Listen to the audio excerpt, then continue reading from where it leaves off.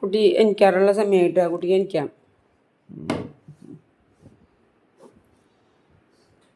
കുട്ടി എനിക്കോ? മാറ്റാം. ദേഷ്യപ്പെടുക എന്താ കാര്യം എന്നറിയില്ല. നിനക്ക് ദേഷ്യപ്പെടാമെന്ന് തോന്നുമ്പോൾ എന്നെ ദേഷ്യപ്പെടാം. നിനക്ക് ദേഷ്യപ്പെടുന്ന സമയത്ത് എന്നെ ദേഷ്യപ്പെടുക. നിനക്ക് ഇഷ്ടപ്പെടുന്ന സമയത്ത് എന്നെ ഇഷ്ടപ്പെടുക. അങ്ങനെയൊന്നും വേണ്ട.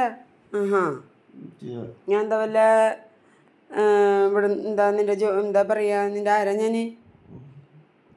രാത്രി എന്തിനാ എന്നോട് ദേഷ്യപ്പെട്ടെ? എന്നിട്ട് നീ എത്ര കണ്ട ഉറങ്ങിയത്? ഓർക്കം വരില്ലേ. അതിനെന്നിട്ട് നമ്മുടെ സ്വന്തം വഴി തങ്കമ്മൂനി മുത്തെന്ന് പറയാൻ അത് ആരാ ചോദിക്കാനായിട്ട് ഇത്ര നേരം വേണം? അമ്മൂമ്മയുടെ മോനാരാന്ന് ചോദിക്കണ്ടേ നിനക്ക്? അപ്പോൾ അമ്മൂമ്മയൊന്നും വേണ്ടേ നിനക്ക്? അമ്മൂമ്മയുടെ ഇഷ്ടമൊക്കെ പോയ്യാ?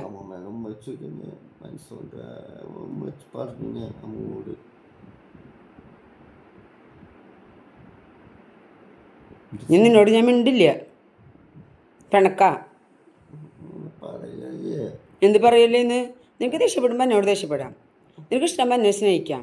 നിനക്ക് എന്താ വെച്ചാൽ അപ്പുറത്തെ അതേപോലെ ഞാനൊരു അമ്മയാണെന്നുള്ള വിചാരം ഉണ്ടാ? നിന്നെ ഞാൻ എത്ര കഷ്ടപ്പെട്ടിട്ട് നോക്കണമെന്ന് നിനക്കറിയോ? നിന്നെ എടുത്തിട്ട് എൻ്റെ കൈയും കഴുത്തും പുറമൊക്കെ വേദന എടുക്കണമെന്ന് നിനക്കറിയോ? ഓരോ സെക്കൻഡും ഞാൻ വേദന എന്നുകൊണ്ടാണ് നിൻ്റെ കാര്യങ്ങൾ ചെയ്തു തരുന്നത്. ഇന്നലെ ഇത്രയും തിരക്കുള്ള ഗുരുവായൂർക്ക് നിന്നെ ഞാൻ കൊണ്ടുപോയാ? ഒരു കടുക് വീണാൽ താഴേക്ക് പോരും, അത്രയും തിരക്കാണ് ഗുരുവായൂർ. എന്നിട്ട് ഞാൻ നിന്നെ കൊണ്ടുപോയി വീൽ ചെയറിൽ. അപ്പോൾ ആ ഗുരുവായൂരപ്പൻ്റെ മണ്ണിലൊന്ന് കാലൂത്തുള്ള ഭാഗ്യം ഉണ്ടാക്കിയെന്നാ. ഭഗവാനെ തൊഴുതോ ഇല്ല എന്നുള്ളതൊക്കെ വേറെ വിഷയം. കോലം കണ്ട് തൊഴുതുണ്ട്.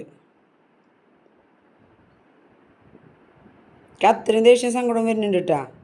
ദേഷ്യമല്ല, എനിക്ക് സങ്കടമാണ്. കാരണം നിന്നിൽ നിന്ന് ഞാൻ സ്നേഹം പ്രതീക്ഷിക്കണേ. സോറി പറഞ്ഞാൽ തീരാവുന്ന പ്രശ്നമുള്ളൂ. എൻ്റെ മനസ്സിൽ വിഷമം ഒറ്റയടിക്ക് പോവോ?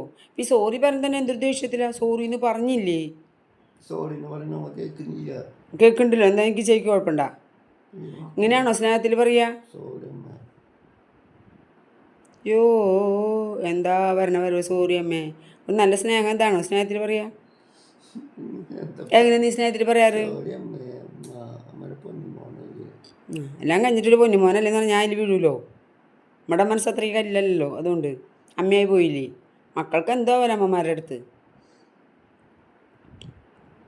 ഇനി എന്താ? അയ്യോ വയ്യാത്ത കൂട്ടിനെ എന്തിനാ ചീത്ത പറയണത്? അതൊരു പാവല്ലേ എന്നല്ല എല്ലാവരും പറയാ. പാവം. എനിക്കെല്ലാം അറിയുള്ളൂ നീ പാവമാണോ അല്ലേ എന്നുള്ളത്. പിന്നെ പാവം ആന പോലത്തെ ചെക്കനായി. എന്നിട്ടും കയ്യിലിരിപ്പ് കണക്കാ. ബുദ്ധിബോധമൊക്കെ ഉണ്ട് ഇപ്പോൾ. ഇന്ന് ഞാനുണ്ട് ഇത് കേൾക്കാൻ. നാളെ ഞാൻ ഇല്ലാത്ത കാലം വന്ന് നീ ഇതേപോലെ മറ്റുള്ളവരോട് പറഞ്ഞാൽ അവർ കേട്ടുന്ന് വരുമോ? ഹിപ്പപ്പൊട്ടാമസേ കേൾക്കുമോ? ഇല്ല. അപ്പം ഞാൻ എന്താ പറഞ്ഞിട്ടില്ല, നാവ് എപ്പോഴും എന്തായിരിക്കണം? നന്നായിരിക്കണം എന്ന് പറഞ്ഞിട്ടുണ്ടാ. നാവിൻ്റെ ഗുണം കൊണ്ടാണ് നമ്മുടെ മനസ്സമാധാനം മറ്റുള്ളവർക്കായാലും നമുക്കായാലും ഉണ്ടാവുക. നാവ് പഴച്ചു കഴിഞ്ഞാൽ എല്ലാം പോയി. നാവ് നന്നായ എല്ലാം നന്നാവും. മനസ്സിലായ? ഇനി മേലെ അല്ലെങ്കിൽ നാവ് നീ ആലോചിച്ച് പ്രവർത്തിക്കുമോ എന്നോട്?